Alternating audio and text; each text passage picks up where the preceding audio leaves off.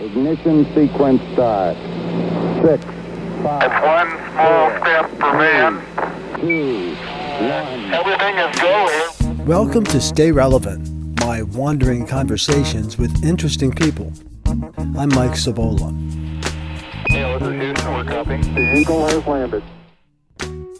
And my guest today is Adam Hurst, and you're the Executive VP of Strategic Partnerships at Interface Media Group, or IMG. What does that mean? What do you do? What do I do? Well, I help the company grow, basically, in new and different ways. I look for opportunities that can not only help Interface grow, but help people that we work with grow, partners, people that are like-minded and don't necessarily do what we do, but are looking to increase their business by an association with our company. And we're going to jump way ahead. That's kind of like where everything's going these days. There's a lot of partnerships going around. I mean, that's what it's all about. You know, you can't really be on your own in this world, right? Because we're all interconnected. And there is always something that you need to add to your, base picture to really be relevant for people. And also, I think it goes back to the fact that Interface's roots are, a post-production house. That's where we started. And we were doing just one very narrow thing back in 1977 when we opened. And there's only a couple of those left in town. I can only think of two, you and Henniger. Well, I mean, left in terms of traditional... Well, no, from the old days. Who started out as that. It's a post-production house who have managed to transform themselves and stay open. Yes. Roland House is gone. Yeah. There's a bunch of little boutiques and stuff, but Right. as far as, the big post-production houses are now transformed. You and Henniger, that's what you do. And you've managed to do it, I think, through these partnerships, turning into something else. Talk about that a little bit. How did that work? How did it work? I mean, it wasn't like an overnight thing. It's no, kind of like... and I will tell you that in the beginning it was really more organic. It wasn't a matter of let's come up with a way to grow the business in this fashion, but we've always been, a company, at least in my experience, that has wanted to be a resource for people, for communicators, for people that needed to deliver messages to their audience. And, sort of like a general contractor or a one-stop shop, as people like to say, or really what we are today, a digital agency, you need to be able to be resourceful for people.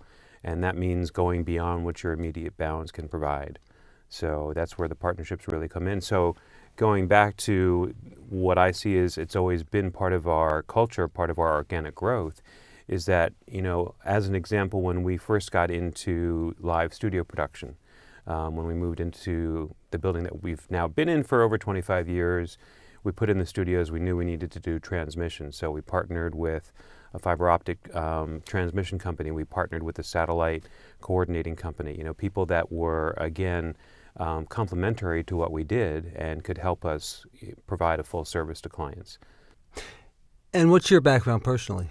Where do you come from? Well, where do I come from? Where in terms of the industry? I've been doing this, believe it or not, since I was in the 8th grade. Wow. So wait. So you were one of those guys who pushed the card in?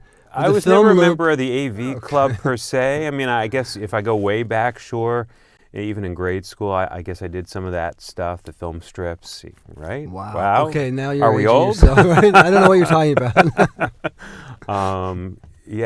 But I got involved in a group of students that were part of an experimental program back in the late 70s, early 80s. At that time, something called local cable or cable access, right, was just starting to bubble up. I'm from upstate New York. And the cable access channel, just think of Wayne's World, came to the school district that I was attending and said to a couple of the teachers, we've got this channel, and they didn't call it content back in the day, but we need programs to, attract an audience. We don't really have any money. Maybe we can work something out, a partnership, right, to have the school district get some students. We'll provide the equipment. And you guys can come up with, content program to produce and deliver to the cable station. So that's what we did. Starting in the 8th grade, I was part of a select group of kids that was experimenting with video production. I ended up attending Northwestern, where we had great programs in both theater and television. I was looking for an internship between my junior and senior years, and I ended up finding an opportunity at WJLA. back when they were on Connecticut Avenue, and did a stint there in the newsroom, which was very educational. And wasn't sure if I was going to stay, but ended up landing an opportunity at Interface, and 29 years later, here I am. You've been at Interface for almost 30 years, and people who, if they're independent producers, whatever, if they get a job, your world kind of shrinks if you don't look outside of what you're doing every day. Right? Exactly. And it could be easy to get stale. People forget about you, and you just kind of hang out with the same people every day. So right. How important is that, just to move? And how do you do that? In terms of staying relevant and keeping your growth going, I think a lot of it is networking. Making sure that you're out talking to the community, being in front of the community in one way or another, being part of the community, supporting it while at the same time leading it. And, that's about talking to the people that you've known for a long time, staying in touch with them, but also finding new people to meet and get to know and, find out how you can work together to succeed. Which is, I guess, why you and Interface have been, so connected and involved in the local production community organizations, ITVA, TIVA, WIF, now PGA, I guess. Sure. And how is that why, or it's all kind of, is it part of giving back? Is it, hey, you get a lot more, you give more back? What's it worth to you? Yeah, again, I don't... Or do you measure that? Yeah, we don't think about we're going to, do that stuff so we get stuff back. Again, it's about supporting the community because we know that, when the tide comes in, all the boats are going to rise. So we want to help people get educated about the industry, help people grow, hopefully be seen as a resource through those efforts.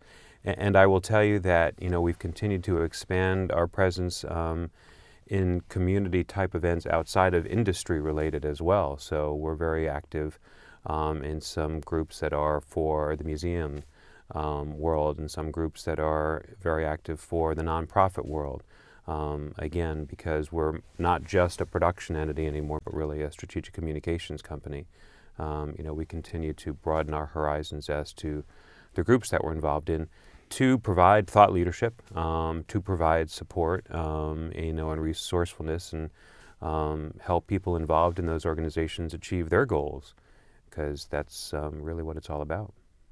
I'm thinking, the industry has changed dramatically in the last few years. It kind of goes exponentially. And it's so easy it's a wild ride sometimes. Right? It would seem very difficult to stay on top of it all. I mean, you can get a camera and editing software and do stuff that, 10, 15 years ago would have cost you an arm and a leg. You couldn't do, or you couldn't do, it was impossible to do it at the quality level you can now, any consumer can do. So how do you stay on top of that? I mean, I guess not just the trends and stuff, and what do you do for that? What if I'm an independent producer? I can't, I'm looking for work all the time. Right. I'm looking for my next job. I'm concentrating on what I'm doing. I don't have a big infrastructure, Well, and I guess I got to answer that from two perspectives. One, as the company, because we are diverse, it's really important that we have and foster great talent, which we do. We've got a really great team, a large number of whom have been with us for a long time, and we're really lucky in that aspect. And from that comes that knowledge base. So we have people that really know the insides and outs of their particular area, whether it's, the editing or the graphics or the studio or now the digital engagement and the, interactive digital media products.